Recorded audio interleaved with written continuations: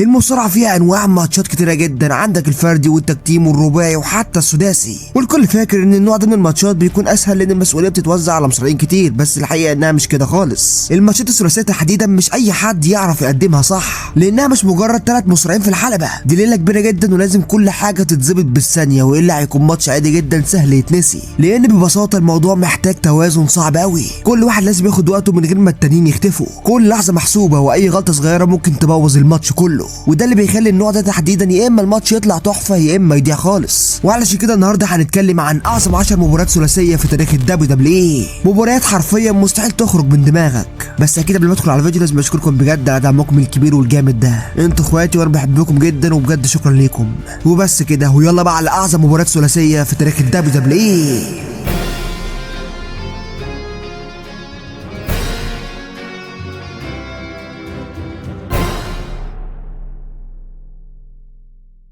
في المركز العاشر ريمستيريو ضد راندي اورتن ضد كيرت انجل في ريسل مينيا 22.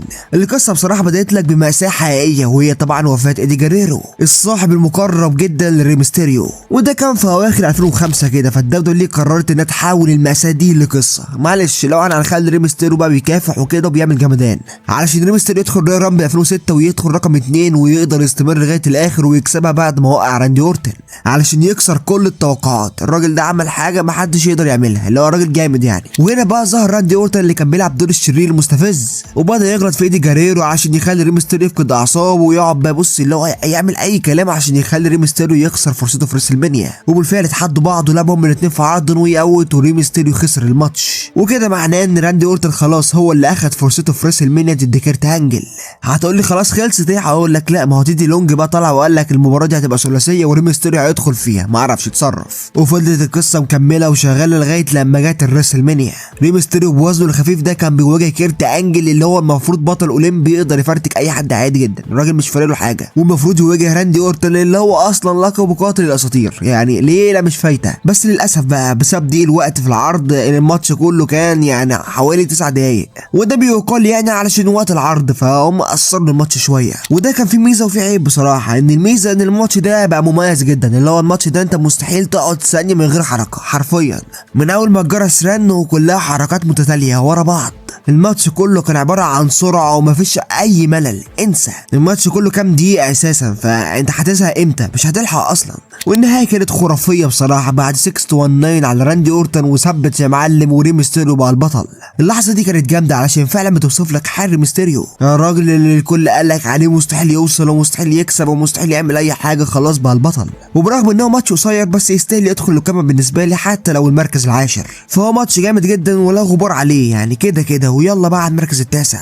في المركز التاسع جون سينا وتريبل اتش وشون مايكلز في سرفايفر سيريس 2009. في 2009 تريبل اتش وشون مايكلز رجعوا لك بقى كده يا معلم، ورجعوا لك فريق الدي اكس وكانوا خربينها بمعنى الكلمه. وعلى الناحيه الثانيه في جون سينا الواجهه البطل بتاع الدبليو دبليو اي. الشركه بقى قررت انها تحط جون سينا في ورطه، لو بص انا هحطك في موقف ولو الراجل يطلع منه انت هتدافع عن لقبك قدام 2 من اعز الصحاب، وده بقى ايه في ماتش ثلاثي. والموضوع كده كده كان جامد جدا لان كل واحد فيهم ليه تاريخ طويل مع التاني، يعني سينا وتريبل اتش، تريبل اتش ومايكلز، مايكلز وجون سينا، مايكلز وتريبل اتش، كله ليه يا معلم كله. وبرغم ان العداوه ما كانتش اللي هي يعني ما كانتش اللي هي عداوه جامده جدا، يعني اللي هو مش بيبنوا لها بقالها كتير جدا، لا هي عداوه عاديه قامت مره واحده كده علشان الماتش، اللي بقى ان الكل كان متحمس فعلا للماتش، اللي هو احنا كده كده هنشوف حاجه حلوه. الناس نفسها كانت عايزه تعرف الدي اكس هيعملوا ايه مع جون سينا، لان كل التوقعات بتقول لك ان تريبل اتش وشون مايكلز هيتحدوا مع بعض وهيقطعوا جون سينا في الحلبه، لغايه لما وصلنا لسرفايفر سيريس. اول ما الجرس رن حرفيا في اول ثانيه حصلت اللقطه اللي الماتش ده كله اصلا يعني بنفتكره علشانها، سويت شام ميوزك من شون مايكلز بتطلع تريبل اتش بره الحلبه. حرفيا الرياكشن ده بقى ميم اساسا، يعني حاجه جامده جدا. وبعد الغدره دي الماتش اتحول لخناقه بين جون سينا وشون مايكلز. مايكلز يضرب سينا وشويه سينا ينزل يعجنه وجمدان يا معلم، لغايه لما تريبل اتش بقى افتكر وفاق. تريبل اتش فالك بقى ودخل معاهم في الماتش والدنيا ولعت فتحت واحده واحده، والماتش بالنسبه لي كان جامد. الاداء بالنسبه لي والماتش كان جامد، مش هقول لك ان هو اجمد حاجه بس كان جامد. تريبل اتش مسك جون سينا وكان هيعمل له بالدجري، بس شون مايكلز يعمل له سويتش ميوزك، قام جون سينا مديله ايه على تريبل اتش وكسب يا معلم واحتفظ باللقب. نهايه مكعبله شويه بس اهي، يعني اللي هو طلعنا جون سينا جامد وطلعنا يا عم الاثنين التانيين دول غدروا ببعض علشان كده خسروا. الماتش بالنسبه لي كان جامد فعلا، اللي هو انا كل حاجه بالنسبه لي جامده، انا خلاص انا شاري، وعلشان كده انا حاطه المركز التاسع، رغم ان انا ممكن الاقي ناس تختلف معايا وتقول لي ده ما انت ما حطيتش ده ليه، طب انت ما عملتش ده ليه. هقول لك في الاخر دي قيمتي انا، فاتمنى تكون الرساله وصلت وبس. ويلا بقى على المركز الثامن. في المركز الثامن دانيال براين وايدج ورومان رينز في ريسل مانيا 37. الماتش ده كان فيه 3 قصص مختلفه تماما. يعني عندك ايدج العائد من الاصابه بعد اعتزال 9 سنين وكسب لك الرويال رامبل، وبص حاجه جامده على الاخر، وهدفه بقى واضح وصريح انه يكون بطل من جديد. وكان عندك براين برضو محبوب الجماهير الاول اللي حشر نفسه في الماتش بالعافيه، اللي هو انا فيها لخفيها معلش. اما التالت ده فهو مش محتاج كلام، رومان رينز اللي كان في عز جبروته حرفيا. الراجل ما كانش فارق معاه اي حاجه، لا تاريخ ايدج ولا شعبيه براين ولا اي حاجه، اللي بيجي يبص على السكه بيتدمر. القصه كانت جامده جدا، وانا حبيت اللاين بتاع ايدج قوي بصراحه، وبالامانه كنت بتمنى ان ايدج هو اللي يكسب بامانه. المهم ان القصه من الثلاثه كانت كبيره ومتشعبه شويتين. يعني اصلا براين دخل الماتش علشان خلى رومان رينز يستسلم، والحكم ما شافوش في ليله كبيره، ليله وحوار كده داير من زمان. فكان الحل هو التريبل سيرت ماتش، اللي هو تعالى لي. الثلاثه لعبوا الماتش بحماس وشراسه عاليه، وخصوصا ايدج وبراين اللي قدموا شغل شخصيات بص بيرفكت. كل واحد فيهم كان باين عليه قد ايه انه بيكره رومان رينز وان هو عايز يخسره باي شكل. وفي لحظه جامده جدا ايدج عمل كروس فيس لرومان رينز، قام براين داخل معاه فيها اللي هو يلا بينا عليه. عملوا كروس فيس جامده جدا على رومان رينز، بس بعد كده ضربوا بعض عادي، لان كل واحد عايز هو اللي يكسب يعني. برضه في الاخر ايدج رجعنا لايام زمان واستخدم الكرسي ودمر رومان رينز وبراين، وكان خلاص حرفيا على وشك الفوز. بس بعد شويه دخل جاي الكلب ده كالعاده، يعني دخل في الوقت المناسب وشتت ايدج علشان رومان رينز يضربه بالسبير، وكل سنه وانت طيب. ويا ريتها خلصت على كده، ده حطهم فوق بعض وثبتهم هما الاثنين فوق بعض، ثبت الاثنين وكسب رومان رينز واحتفظ باللقب بتاعه. ويمكن دي الحاجه الوحيده اللي ضايقتني فعلا في الماتش، يعني من غير كده الماتش كله كان بيرفكت، الا الحته دي اللي هو معلش يعني مع احترامي ليك ده براين وده ايدج، يعني ما ينفعش كده. النهايه ما عجبتنيش خالص، يعني كان ممكن يكسب عادي بس ما يكسبش بالطريقه دي. لكن مع ذلك الماتش يستاهل يدخل كده كده بسبب الاداء الفاجر اللي كان فيه، وانا مش شايف انه ممكن يطلع من القايمه، رغم ان انا زي ما قلت لك ما حبيتش النهايه، لكن عشان انا حيادي فانا حاطته المركز الثامن وبس. ويلا بقى على المركز السابع. في المركز السابع ايدج وتريبل اتش وجيف هاردي في ارماجدن 2008. جيف هاردي طول سنه 2008 كان بيطارد بطوله العالم باي شكل، اللي هو مع راندي اورتن مع تريبل اتش مع الجن الازرق، انا ما يهمنيش. وشعبيته وقتها كانت جباره فعلا، بس كل مره كانت بتحصل مشكله بتهد حلمه، زي مثلا اللي حصل في سرفايفر سيريس. جيف هاردي كان هيلاعب تريبل اتش البطل هو وكوزلوف، لكن يوم الماتش الصبح الدبليو اعلنت لك خبر صادم، قالوا لك احنا لقينا جيف هاردي مصاب وفاقد الوعي في الفندق ومش عارف ايه، وطبعا ده لغى السيناريو، ونتيجه لده جيف هاردي اتشال اصلا من الماتش، واتلعب الماتش عادي جدا فردي بين تريبل اتش وكوزلوف لغايه النهايه لما دخل ايدج. ايدج اللي كان غايب رجع خلاص ودخل كمل الماتش وقدر ان هو يكسب، وجيف هاردي بقى هو المظلوم يا عيني في نظر الناس، وايدج هو بقى الظالم والحرامي، الحرامي اللي سرق فرصه جيف هاردي. اما تريبل اتش فهو معاهم وخلاص، يعني لو انا معاهم. بس جيف هاردي ما طولش ورجع، والقصه كملت وتحدد ماتش ثلاثي بينهم في عرض ارمجدن.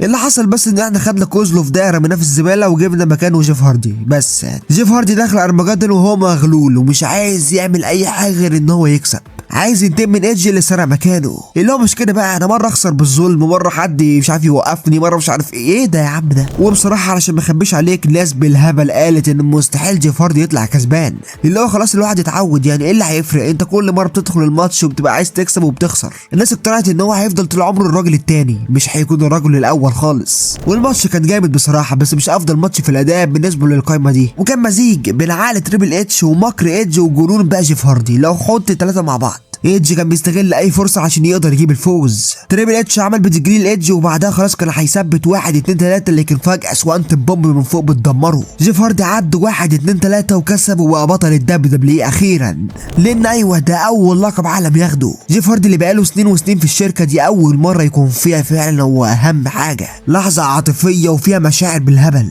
خاصه بقى لو انت من محبين جيف هاردي. كده الماتش كأداء كان جامد جدا، لكن الستوري تيلينج كان جامد جدا جدا جدا. الستوري تيلينج في الماتش ده هو اللي رفعه في حته ثانيه خالص، حكى لك القصه صح نهايه جامده فعلا.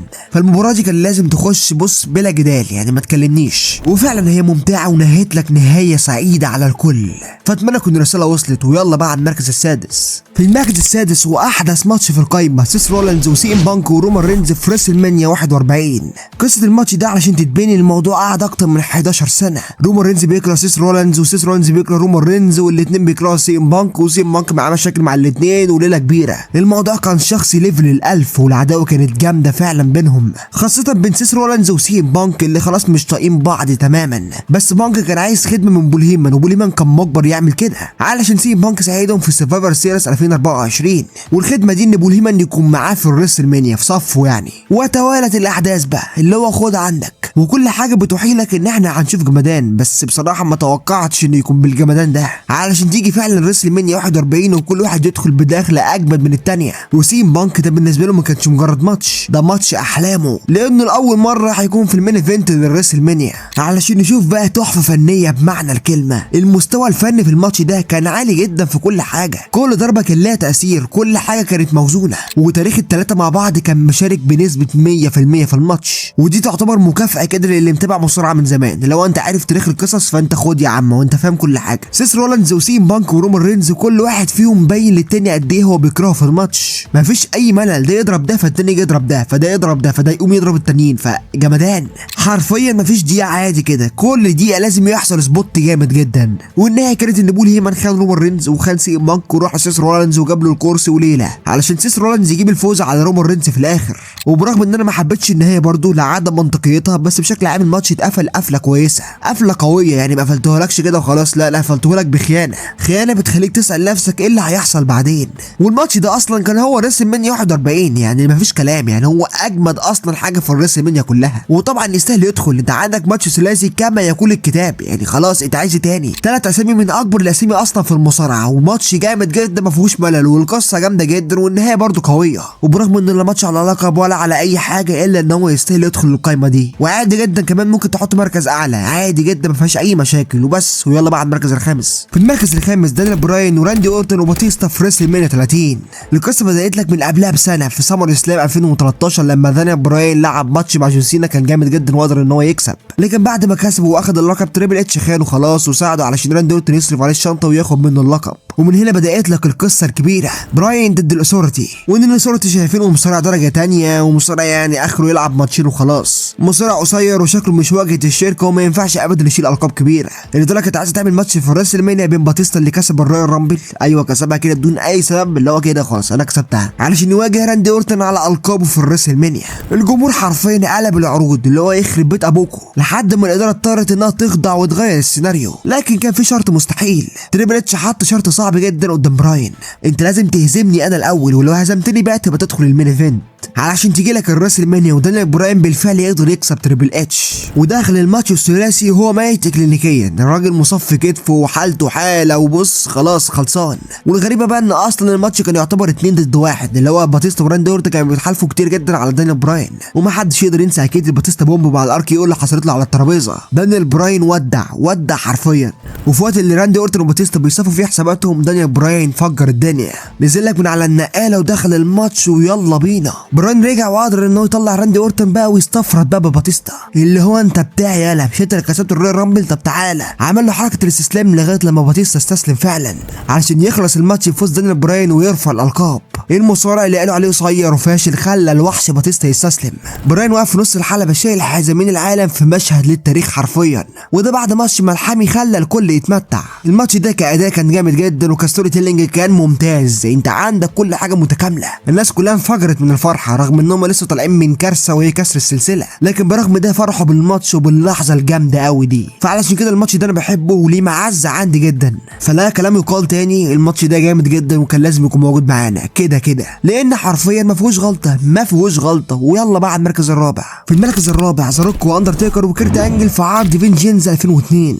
اندرتيكر وقتها كان طبعا بشخصيه البيج ايفل، وكان كمان بطل الدبليو دبليو اي، يعني ميكس بص خد اهو، وكان هيل بقى، كان بايكر بقى واحد روش وحوش بقى وبص روشانه وبدقاس وشغل عفاريت، وكان مكمل كده عادي لغايه لما ظهر له كيرت انجل وزاروك. الكل كان عايز ياخد اللقب منه وطلع لك 1000 حجه علشان ياخده، وده سواء كيرت انجل او زاروك اللي قعد يبوله ويقول لك انا ماليش دعوه انا عايز ارجع اللقب بتاعي. وبصراحه كل واحد فعلا كان ليه مبرر قوي، بس بدل ما نعمل لك ماتشات فرديه ومش عارف ايه قالوا لك لا احنا نعمل بص ماتش ثلاثي، يلا تريبل ثريت ماتش، وده حصل في عرض فين جينز. ويلا يا عم خلي الناس تتبسط يلا. هتقولي طب ايه المميز في الماتش ده؟ هقول لك الماتش ده كان عبقري. الماتش ده هو اللي فهمك مفهوم السرعه اصلا في الماتشات الثلاثيه، ما فيهوش ثانيه واحده راحه، انسى. التلاته كان بينهم كيمياء عاليه جدا رغم اصلا اختلاف اساليبهم، يعني رغم ان كل واحد بيلعب باسلوب مختلف عن التاني. شفنا ماتش فاجر كان فيه محاولات تثبيت كتير جدا قريبه من الفوز، وكل شويه تقول خلاص ده هيكسب تلاقيه لا ما كسبش لسه. الايقاع سريع وكل حركه سريعه بتلضم في اللي بعدها، وبص سلاسه 60 فريم، وده خلى الماتش ده واحد من افضل المين ايفنتس اصلا في الوقت ده. وكمان الماتش ما حصلوش المشاكل اللي احنا دايما كنا بنشوفها في الماتشات الثلاثيه زي الملل بقى وان حد يضرب والتاني يفضل بره والشغل ده، العكس تماما هو اللي حصل. التلاته دايما كانوا داخلين في الماتش وفي الحلبه وبيضربوا بعض في نفس الوقت، وده خلى الحماس مستمر لاخر ثانيه حرفيا. انا بكلمك الكلام ده وانا لسه شايف الماتش اصلا من قريب مش من بعيد، وبجد مبهور ان الماتش ده اصلا في سنه 2002. مبهور سرعه الماتش ده تحسسك ان الماتش ده يعني في حاجه غلط، يعني انت مسرعه ولا ايه ده في ايه. وشفنا لقطات جامده زي لما الثلاثه قعدوا يسرقوا فنشات بعض، وفي الاخر خلاص كيرت انجل فنش تيكر وكان هيفنش روك خلاص، لكن الروك عمل لوحده روك بوتوم اخيره وخلصت الماتش وكسب زاروك واخد اللقب. اندرتيكر خسر اللقب من غير ما يتثبت حرفيا. الماتش ده اثبت لك ان انت مش محتاج تربصات ولا سلالم علشان تطلع ماتش جامد، انت بس محتاج 3 جامدين واثنين منهم من اعظم اللي لمسوا الحلبة اساسا. وللامانه زاروك عمل اداء جامد برضه علشان ما ظلموش، لكن طبعا لا يقارن باداء الاندرتيكر وكيرت انجل اللي كانوا في حته تانيه خالص. الماتش ده بلا جدال يستاهل يدخل وياخد المركز الرابع، رغم ان انا كان نفسي اديله مركز اعلى، لكن المراكز الجايه بجد صعبه قوي. وقبل ما اخش على التوب 3 عايز اقول لك ان اكيد في ماتشات ثلاثيه تانيه جامده جدا، اكيد طبعا مش هحطها في الفيديو لان لو كده الفيديو هيطول مننا ويدخل له في ساعه ساعتين. ومن الماتشات دي طبعا ماتش تريبل اتش وكريس بنو وشون مايكلز في باكلاش 2004، او ماتش سي بانك وذا ميز والبرتو ديل في التي ال سي، او غيرهم بقى دول اللي في دماغي دلوقتي. فدي قيمتي في الاخر، وبانزل اكتب لي قيمتك انت تحت بترتيبك انت، واتمنى تكون الرساله وصلت. ويلا بقى المركز الثالث. في المركز الثالث جونسر ودرو ماكنتاير وشيماس في ريسل مانيا 39. القصه بدات لك بسيطره جونسر على لقب القارات، وجونسر كان مدمر الكل حرفيا، عامل سلسله انتصارات وبص يعني نافخ الواقع. وشيماس كان هيموت على لقب القارات ده باي شكل، لان ده اللقب الوحيد اللي ناقصه اساسا علشان يكون جراند سلام. وفي طريقه بقى للوصول للقب ده ظهر له درو ماكنتاير، الاثنين اللي كانوا اصحاب اساسا بس قلبوا على بعض علشان المصلحه، وفجاه مره واحده العداوه بقت ثلاثيه بين الثلاثه. جونسر مش همه اصلا، ودرو ماكنتاير وشيماس عايزين ياخدوا اللقب باي شكل، اللي هو يا صاحبي ابعد عني انا كمان عايز اللقب ده. والعداوه اشتغلت ثلاثيه ودلعني، بس صدقني العداوه بالقصه بكل حاجه ما تجيش جنب الماتش حاجه اساسا.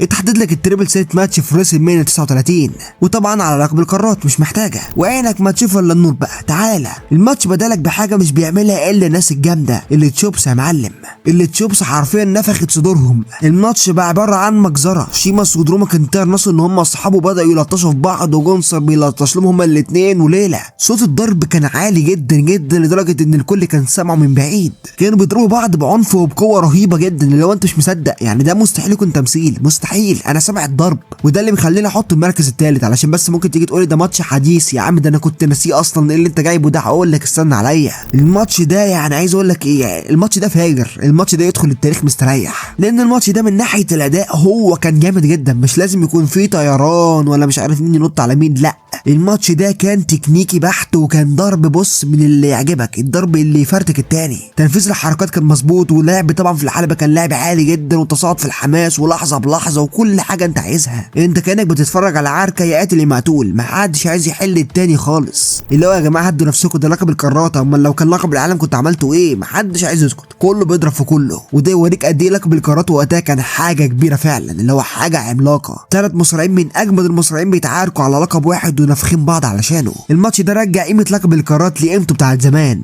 وحرفيا بجد وانت بتتفرج على الماتش ده انت هتحس بالوجع، هتحس ان في حاجه وجعتك وانت بتتفرج، لان الماتش ده بالفعل يدرس. في الاخر شيماس ودرو ماكنتاير عجنوا بعض على الاخر، قام جونسر نطت عليهم من فوق وفنش شيماس على درو ماكنتاير، وبعدها فنش درو ماكنتاير وكسب جونسر واحتفظ باللقب بتاعه، واستمر طبعا في السلسله بتاعته. الماتش ده بجد من اعظم الماتشات اللي حصلت لك اصلا اخر سنين كتير، لان تحسه ماتش حقيقي، ماتش متعوب عليه، ماتش بص يدخل التوب 3 مستريح، وده كل اللي انا محتاجه علشان ادخله المركز الثالث بصراحه. يعني مفيش اجمد من كده، قصه واداء وكل حاجه، فكان لازم بصراحه. واتمنى بجد لو انت ما شفتوش تروح وتشوفه، صدقني هتستمتع.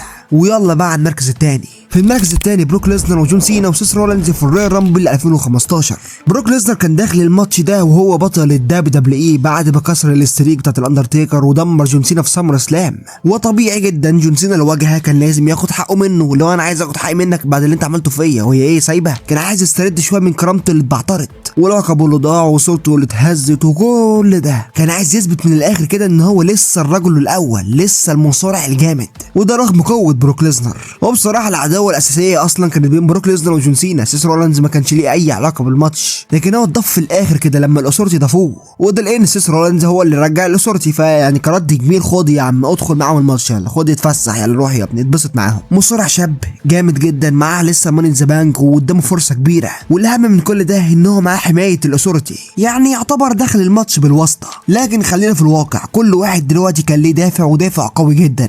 بس بيني وبينك برضه رغم ضخامه الاسماء ما حدش توقع يعني ان الماتش ده هيكون بالجمدان ده. جت الرويال رامبل وشفنا الماتش الفاجر. بروك ليزنر نزل بالسوبلكس سيتي على سينا ورولينز ودمرهم، بس سينا مش قليل علشان بعدها يفوق ويرجع برضه ويدمر شايف بروك ليزنر. ولو هتسالني على اساس فهو كان طلقه الماتش، كان هو السرعه في الماتش، ما تعرفش خطته ايه الجايه، ما تعرفش اي حاجه، هو بيضرب وخلاص وبص بيفرتك الدنيا. وكان اي حد يحاول يثبت تلاقيه نطت على امه، اللي انا مش هسيبك. سيس رولينز عمل لقطه للتاريخ حرفيا، عمل لك دايفنج قلب دروب من فوق الحبل الثالث على بروك ليزنر على ترابيزه التعليق. الترابيزه اتكسرت وبروك ليزنر نزل متفتفت 100 حته حرفيا، اللي هو خلاص انا ضيعت، خلاص ضيعت، علشان الماتش يتحول بين سينا وسيس رولينز. سيس قدم اداء فاجر قدام جون سينا، حركات وطيران وسرعه وكل حاجه انت عايزها، وسينا طلع الوحش اللي جواه حرفيا في وسط المدعكه دي. بس بعد شويه بروك ليزنر رجع وروق عليهم هما الاثنين بالسوبلكس والاف 5 ويلا بينا علشان واحده اف 5 اخيره على سيس رولينز ويخلص الماتش ويكسب بروك ليزنر ويحتفظ باللقب بتاعه. بصراحه يعني لا كلام يقال، يعني الماتش ده يعني للمتعه تتفرج كده تستمتع، انت ممكن تدمع وانت بتتفرج من المتعه. الثلاثه رغم اختلاف اساليبهم واحجامهم اندمجوا مع بعض اندماج جامد، انسجموا كده انسجام اللي هو الرايق ده، اللي هو ميكس. يعني هقول لك ايه يا جدع، ميكس مثالي. وقدموا لك ماتش سريع جدا مليان لحظات قويه من اول الماتش لغايه اخره، اللي هو جون سينا وبروك ليزنر، وماتش جامد. يعني دي اصلا دي حاجه لوحدها، يعني حاجه جامده جدا لوحدها على جنب. وسيس رولينز كان اضافه فعلا قويه للماتش، اضافه خلت الماتش كله يروح في حته ثانيه خالص. فبصراحه يعني لو انت ما شفتش الماتش لازم تشوفه، ده اجباري يعني، ده بص لازم دلوقتي حالا تشوفه، لازم. ماتش جمدان للصباح الباكر حرفيا وبس. ويلا بقى على المركز الاول. في المركز الاول شون مايكلز وتريبل اتش وكريس بنوا في ريسل مانيا 20. كريس بنوا كان بقاله سنين مطحون في الاتحادات المستقله، مصارع تكنيكال عظيم جدا من الطراز الاول، بس لما جت دبليو كانت شايفاه ان هو مصارع يعني قصير شويه وما عندوش الكاريزما اللي هي يعني، فاركن شويه على جنب. لكن الكلام ده كان لغايه سنه 2004 علشان كريس بنوا يكسب الرامبل بعد ما كان داخل رقم واحد. قعد اكتر من ساعه في الحلبه علشان يثبت ان هو يستحق الفرصه. وعلى الناحيه التانيه كان عندك خناقه العمر بقى، تريبل اتش وشون مايكلز اللي بص خربنا مع بعض من سنين، كل واحد عايز ياخد اللقب وكله بيتعارك مع كله، وتريبل اتش مش عايز يدي اللقب لحد وليله يا معلم. بس دلوقتي كريس بنوا حبيبي حاجز، معلش يا معلم، ده كاسب الرويال رامبل، معلش يتصرفوا بقى. المهم ان اساسا الماتش كان المفروض يبقى بين كريس بنوا وتريبل اتش، لكن شون مايكلز ما سكتش وحشر نفسه باي شكل في الماتش. والفكره بقى ان شون مايكلز ما كانش تكمله عدد وخلاص، ده هو يعني كان ركن اساسي من نجاح الماتش اساسا. وفي وقت بقى اللي ناس كتير جدا قالت لك الماتش ده مش هيحصل فيه حاجه جامده ونهايته معروفه، يا تريبل اتش يا شون مايكلز مش محتاجه، يعني حصلت لك المعجزه. اولا كده الماتش كان جامد جدا، الماتش كان غشيم وفيه غل كده في كل ضربه. كريس بنوا فرتك الكل بالجيرمان سوبلكس لدرجه ان انت حاسس بالوجع من هنا، لدرجه ان شون مايكلز وتريبل اتش رقبتهم كانت هتتكسر. كفايه يا عم، ارحمنا يا عم، مش كده. كل لحظه في الماتش بامانه كانت مجنونه. تريبل اتش وشون مايكلز نسوا الخلافات اللي بينهم واتحدوا ضد كريس بنوا، اللي هو المهم انت ما بتكسبش، معلش يعني. اتحدوا عليه لدرجه ان هم عملوا له سوبلكس مشتركه على طاوله التعليق وكسروها بيه تماما. الماتش كان عنيف جدا لدرجه ان تريبل اتش وشون مايكلز وشوشهم اتغطت بالكاتشب، بس ما فرحوش قوي لان كريس بنوا رجع. وتعالى لي بقى، كريس بنوا زي ما قلت لك رجع للحلبه وقدر يخرج شون مايكلز براها علشان يمسك بتريبل اتش بقى يا معلم، ويلا بقى اديله في الكروس فيس. تريبل اتش قاوم بكل قوته وكان بيسحب لدرجه انه خلاص كان هيوصل للحبل، بس كريس بنوا قلب جسمه ورجعه لورا تاني. تريبل اتش اللي مش بيستسلم بسهوله خبط على الارض واستسلم، القاعه كلها انفجرت، خلاص كريس بنوا بقى البطل. الماتش ده كان بدني جدا، اللي هو محتاج اجسام قويه واجسام تستحمل. الماتش كان على اعلى مستوى بصراحه، انا ما شفتش جمدان كده يعني بجد. الضرب في الماتش ده حاجه تانية خالص، خصوصا بقى في اللحظات الاخيره. وبامانه عشان ما اضحكش عليك، الماتش ده والمركز التاني بالنسبه لي مركز واحد بس. حقيقي بجد الماتش ده يعني بص يتدرس حرفيا، لانه مش مجرد سرعه بس كده وخلاص. الماتش عنيف، فماتش كان جامد في ادائه وفي حركاته وفي حكي القصه وفي النهايه بتاعته، وبالنسبه لي يستاهل المركز الاول وبلا نقاش. وبس كده، دول بالنسبه لي اعظم 10 ماتشات ثلاثيه في تاريخ الدبليو دبليو اي. ماتشات بجد جامده جدا، وعرفتنا يعني ايه سرعه ويعني ايه جمدان ويعني ايه ماتش عنيف ويعني ايه ماتش ممتع. وزي ما قلت لك ان اكيد في ماتشات انا ما ذكرتهاش، فبكل بساطه انزل اكتب لي قائمتك انت تحت كده بترتيبك انت، لان دي في الاخر قائمتي انا. ولو وصلت بقى اكيد لقيت انك انت مرشح في القناه واعمل لك اكيد. وبس يا عزيزي المشاهد، سلام.